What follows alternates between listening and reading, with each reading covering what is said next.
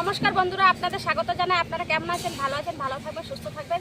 বন্ধুরা, আপনাদের সামনে একটা আমি নতুন ভিডিও শেয়ার করছি, তো প্রথম থেকে শেষ পর্যন্ত ভিডিওটা দেখতে থাকবেন। আপনাদের আজকে আমি পাঁপড় বানিয়ে দেখাবো। তো আম পাঁপড়টা যে বানাবো, আমি টক ঝাল পাঁপড় বানাবো। তো বন্ধুরা, প্রথম থেকে শেষ পর্যন্ত দেখতে থাকুন আমি কেমন করে পাঁপড়টা বানাই। আমটা আমি নিয়েছি, গাছ থেকে পেরে নিয়েছি। তো এই আমটা দিয়ে আমি আম পাঁপড় বানিয়ে দেখাবো। তো প্রথমে আমি আমটা কেটে নিচ্ছি।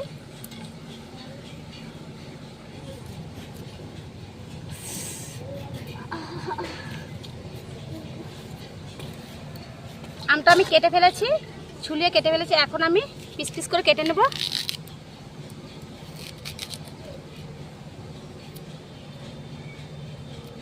ছোট ছোট করে আমি কেটে নিচ্ছি আমগুলো।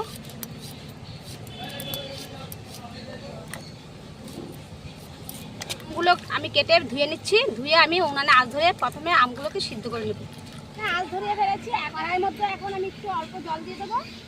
কেটে রাখা আমগুলো কড়াইয়ের মধ্যে দিয়ে দেবো। কড়াইয়ের মধ্যে দিয়ে আমি একটু ঢেকে দেবো, আমগুলোকে সিদ্ধ করে নেব। তো যেহেতু বন্ধুরা এখন প্রচণ্ড গরমের মধ্যে আমি এখন যে পাঁপড়টা বানাচ্ছি, এখন প্রায় 10:30 বাজে। তো আমার একটু বেলা হয়ে গেছে, আর আমি ছাদের উপরেই বানাই। বাড়িতে একটু নিচের মধ্যে একটু চেঁচামেচি হয় জিনিসটা, এর জন্য আমি ছাদের উপরে বানাই।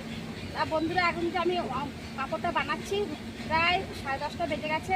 সকালে পূজা দিয়ে তারপরে আমার বানাতে হয়। তা এখন আমি যে আম পাঁপড়টা বানাচ্ছি খুবই সহজ বন্ধুরা, আর খেতে এত ভালো। খুবই কম সময়ে কম সহজে আপনারা বাড়িতে বানিয়ে নিতে পারবেন।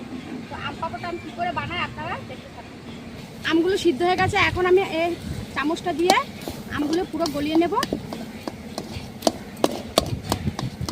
ঢেলে ফেলেছি। এখন আমি আমগুলোকে এই চালনিটার মধ্যে ঢেলে নেব।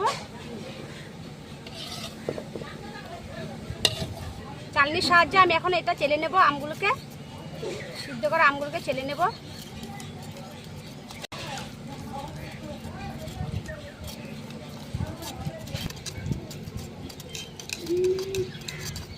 এখন আমি আমটাকে একটু ভালো করে মিশিয়ে নেব জলের সাথে। একটু হালকা আমি জল দিয়েছি, এখন জলের সাথে মিশিয়ে নিয়েছি। এখন আমি দিয়ে দেব চালের গুঁড়ো নিয়েছি, চালের গুঁড়োটা দিয়ে দেব। চালের গুঁড়োটা এই বাটিটা ভরেনি, একটু কোনা আছে। তো এই চালের গুঁড়োটা আমি আমের সাথে মিশিয়ে নেব।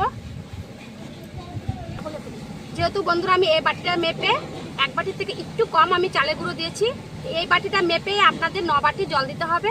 তো আমি এই 9 বাটি জল দিয়ে দেবো।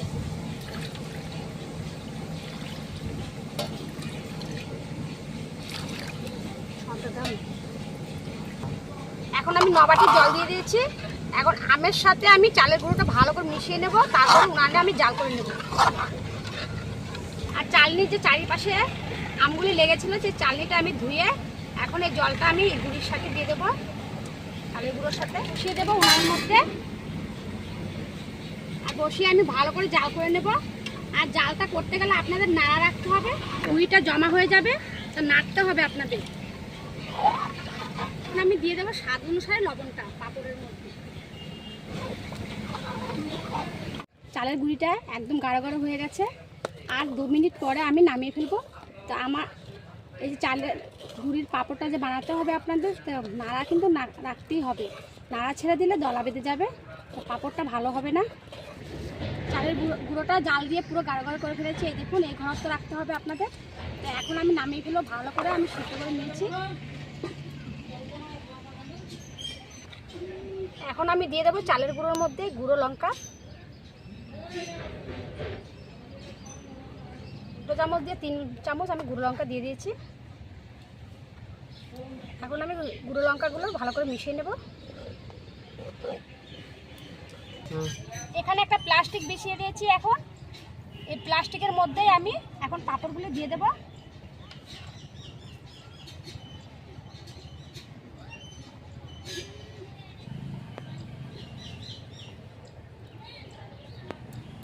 এইভাবে আমি সবগুলো পাঁপড় দিয়ে ফেলবো। সবগুলি আম পাঁপড় দেওয়া হয়ে গেছে। এই আম পাঁপড়গুলো এখন রোদের মধ্যে দিয়েছি, শুকালে তারপরে আপনাদের সাথে দেখা করব শুকানোর পরে। বন্ধুরা, পাঁপড়গুলো যে দিয়েছিলাম আমি, আম পাঁপড়গুলো শুকিয়ে গেছে। এই দেখুন, কত সুন্দর করে শুকিয়েছে, আপনাদের একটা দেখাচ্ছি কিরকম শুকিয়েছে। এই দেখুন কত সুন্দর শুকিয়েছে। এখন আমি পাঁপড়গুলি ভেজে দেখাবো কিরকম সুন্দর হয় ভাজাগুলো। গরম হয়ে গেছে, এখন আমি একটা একটা করে পাঁপড় ভেজে নেব।